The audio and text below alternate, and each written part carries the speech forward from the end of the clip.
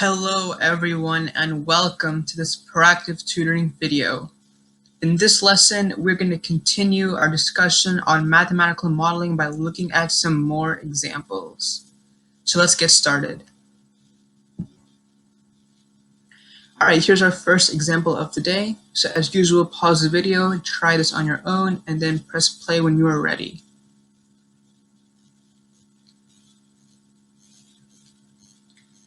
Alright, so this question asks, which of the following inequalities describes a set of years where the landfill is at or above capacity? So what we need to do is develop a mathematical representation of the amount of trash in the landfill.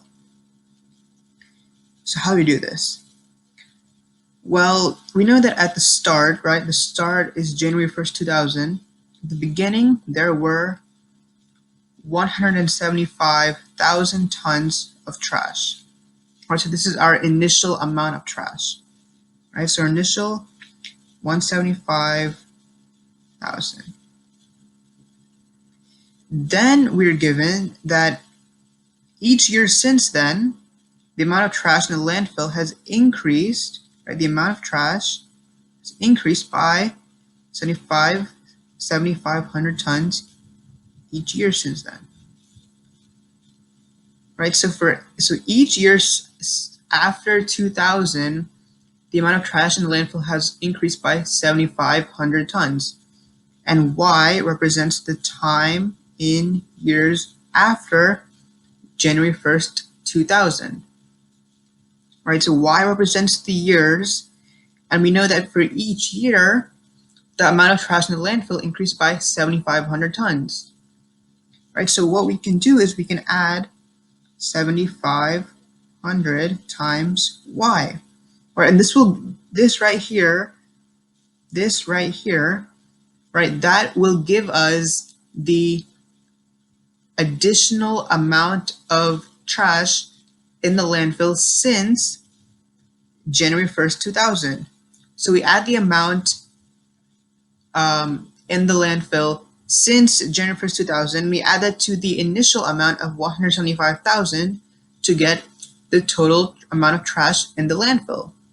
And the question's asking, which inequalities describes the set of years where the landfill is at or above capacity?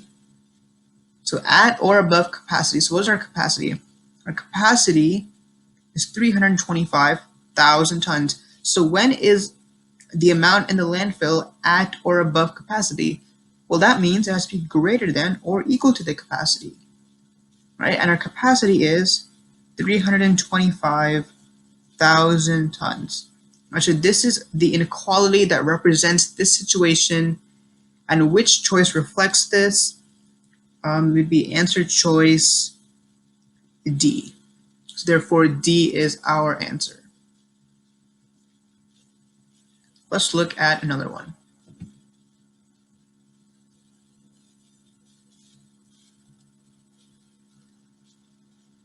Okay, so we're given that Doug and Laura spend a combined 250 hours in the tutoring lab, and Doug spent 40 more hours than Laura did.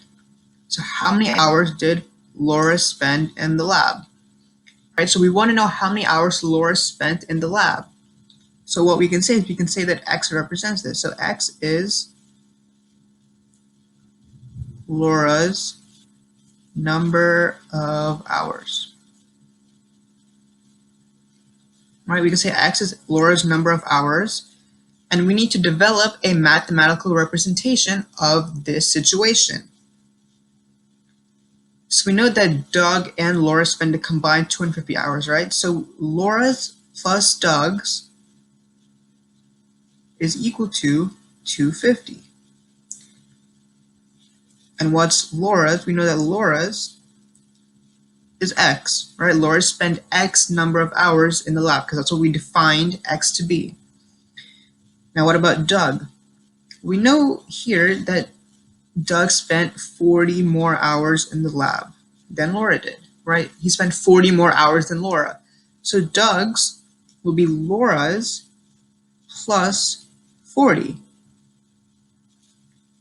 right? And we're adding Laura's and Doug's, and we have a total of 250 hours. So solving this, we have 2x plus 40 is equal to 250. So 2x is equal to 210. So therefore, x is 105 hours. So therefore, we know that Laura spent 105 hours in the lab. And if you want to check this, you can use the information given in the question, right? So if Laura spent 105 hours, then how many hours must Doug have spent? So Doug must have spent 40 more hours than Laura did, right? So if Laura spent 105, right? If Laura spent 105, then Doug must have spent 40 more hours, or 145.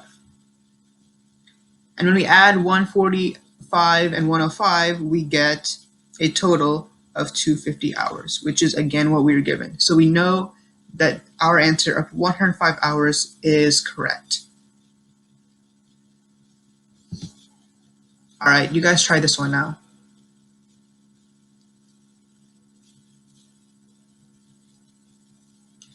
Okay, so this question asks 8% of 60 is 1/5 of what number? Right, so we need to be careful here and create an equation that exactly models this situation. So 8% of 60. So what does that mean? Well, 8% we can rewrite as 0.08, right? And we know that of means multiplying, right? So 8% of 60, right? So 8% of 60 is, you know that is means equal to. So 8% of 60 is, right, is 1/5 of what number? So again, we know that this of means multiplying, and of what number, we can just call this, let's call this y. Call this y, and we're solving for y. So 1/5 times y. And now we just simply solve for y, right? So on the left-hand side, 0.08 times 60 will get us 4.8. And this is equal to 1/5 y.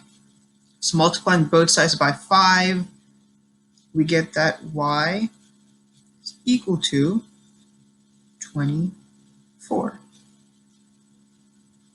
Therefore, our answer is choice C.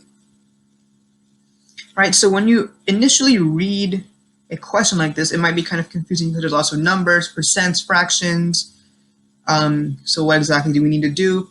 But if you just go through writing the equation that represents it and then just solve it, and then you'll get your answer, just like we did. All right, so our answer for this one was C, 24. All right, let's look at one more. So you guys try this one now.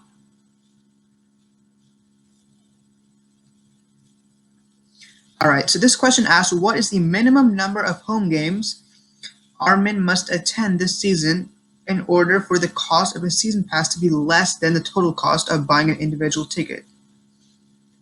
Okay, so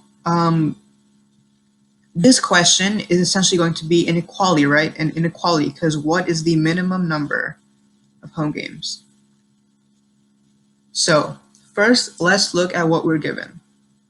So we're given that the team plays 20 home games, and the cost of an individual ticket is $14, and the cost of a season pass is $175. All right, so you can either spend $14 for every game you go to, or you can spend $175 to go to all the games. So we want to know the minimum number of games Armin must go to so that the cost of a season pass is less than the cost of buying an individual ticket. So what is an equation that represents this?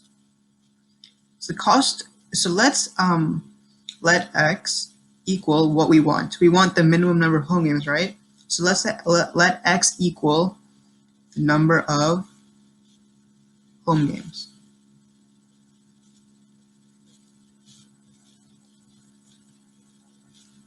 Right, we know that the cost of an individual ticket is $14 for each home game. So if Armin goes to one home game, he will spend $14. If he goes to two home games, he'll spend $28, etc.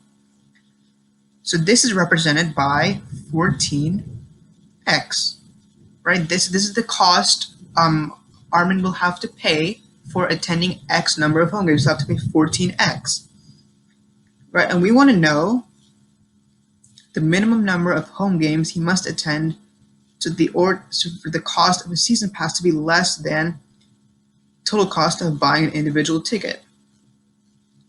So what we can do is we can actually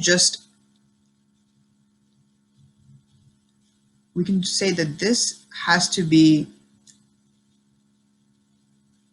we want to know when this cost is greater than our season pass, right? Because we want to know when the season pass is less than the total cost. So the total cost for attending each home game, we want to know when that will exceed the cost of a season pass. So in the season pass is $175. So we want to know the value of x such that this is true. So to solve this inequality, we just divide both sides by 14. And if this appeared on an ACT test, so you'd be able to use a calculator on this. And if you use a calculator, you will get that this value is 12.5.